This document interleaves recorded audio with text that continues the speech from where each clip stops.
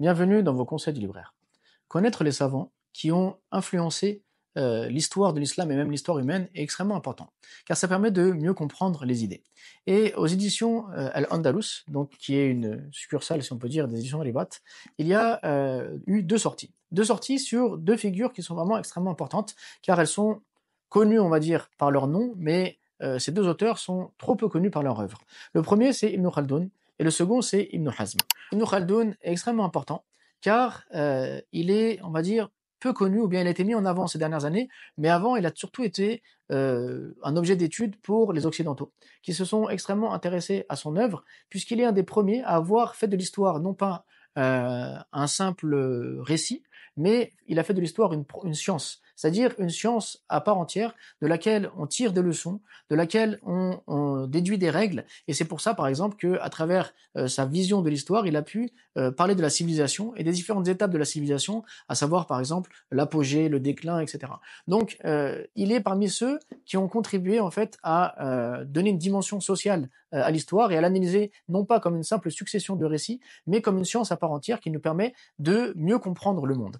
Et donc, connaître celui qui est appelé en Occident le fondateur de la sociologie, ça va nous permettre de découvrir déjà qui il est,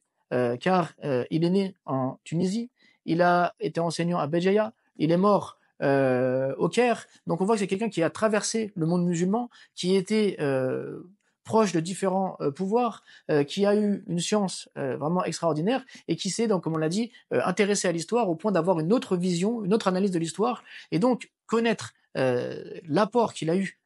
au savoir universel, au savoir islamique est extrêmement important. Surtout que en découvrant sa vie, on va découvrir aussi l'histoire de différentes dynasties, l'histoire du monde musulman. Donc ça va nous permettre de nous focaliser sur des périodes de l'histoire que l'on connaît finalement trop peu. Ensuite, dans la même série, il y a Ibn Hazm. Alors Ibn Hazm, c'est également très intéressant puisque on voit que c'est un savant qui est un peu un savant rebelle, qui s'est opposé un petit peu aux idées qui circulaient à son époque, qui a eu l'audace ou qui n'a pas eu peur d'aller au bout de ses idées, quitte à contredire tout le monde. Il a vu ses livres se faire brûler en place publique, mais il ne s'est pas arrêté pour autant, ne s'est pas freiné dans ses ambitions, et malgré qu'on ait brûlé ses livres, il y a encore des livres à lui qui nous sont parvenus, qui sont traduits dans différentes langues, qui sont étudiés, et on découvre donc son intelligence, en quoi est-ce qu'il était un savant surdoué, et donc ça va nous permettre de découvrir l'histoire d'Al-Andalus à travers sa figure, mais bien sûr son histoire en tant que biographie, donc les événements qu'il a vécus, mais surtout ses idées, et son apport à la pensée islamique. Donc à travers ces deux